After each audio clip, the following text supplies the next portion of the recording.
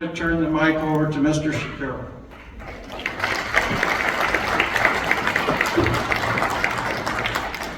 I've been a friend of Bob Eubanks for 63 years. Bob is most recognized as the host of a dozen television game shows, most notably the Newlywed Game, for more than 20 years. And as co-host of KTLA's #1 rated coverage of the Rose Parade for 34 years. But Bob's most well-known accomplishment in the music industry was to bring the Beatles to the Hollywood Bowl.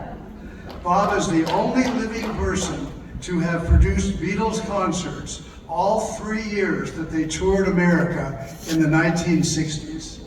The success of those historic concerts was off the charts. Bob was also a popular disc jockey in the 1960s on the #1 music station in Los Angeles, KRLA.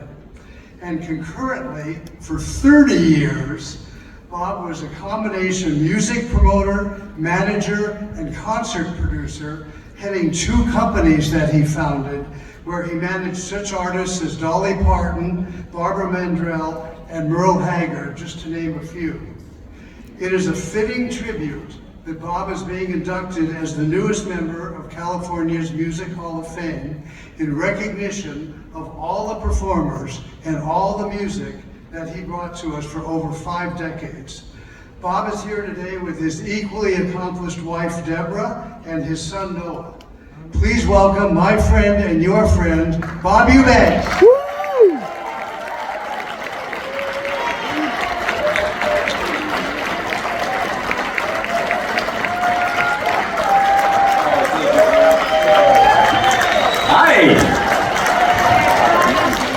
I had to laugh a minute ago because when Casey Kasem's daughter was up here, I remember one time he asked me to sit in for him on his television show.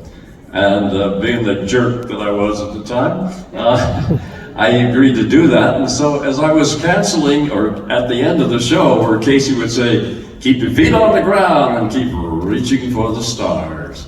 Well, I said, you know, keep your feet in the air and keep reaching for the ground. And he never hired me back. I don't know what happened. Anyway, I was in radio. I worked at KRLA for 7 years with Casey and Dick Biondi and Dave Hull, the Hullabaloo, and all of those people. And then the Beatles came along, and I was fortunate enough to be able to book the Beatles at the Hollywood Bowl in 1964. And then again in 1965, and then we went to Dodger Stadium in '66. So I really got heavy into rock and roll concerts. And then I got tired of it. And I was raised by a couple of hillbillies from Missouri and with country music. And so I signed Merle Haggard, and Merle and I were partners in his career for 10 years. Everywhere he went, I went.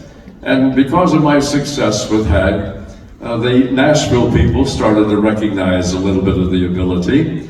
And suddenly I'm doing George Jones and Tammy Wynette and Marty Robbins and Johnny Cash.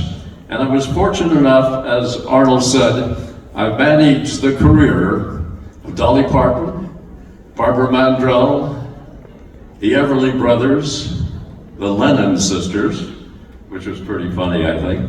And I'm currently writing a book called Short Stories About Big People. And I've got about 300 stories right now. So I'm very honored to be given this award at a guy at my age. And I do have a lot of fun. Before I go, though, I want to leave you with a smile. You remember George Jones, the country music guy? Well, George was quite a drinker.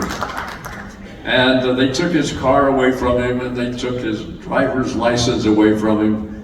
So one day he really wanted a drink.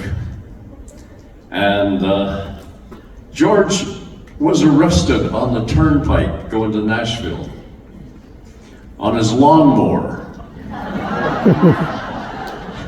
Anyway, God bless you all. Thank you very much. Thanks to Don and Carlo, my wife Deb, and my son Noah. I'm very blessed, and I love you all. God bless. Thank you. Oh, scared me to death. I thought you were leaving.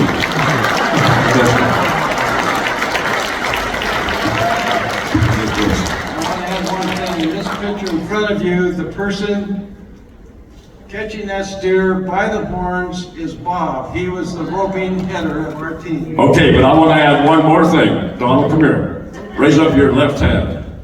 Right here. You see that? That's what happens when you're a team roper. You cut a thumb off.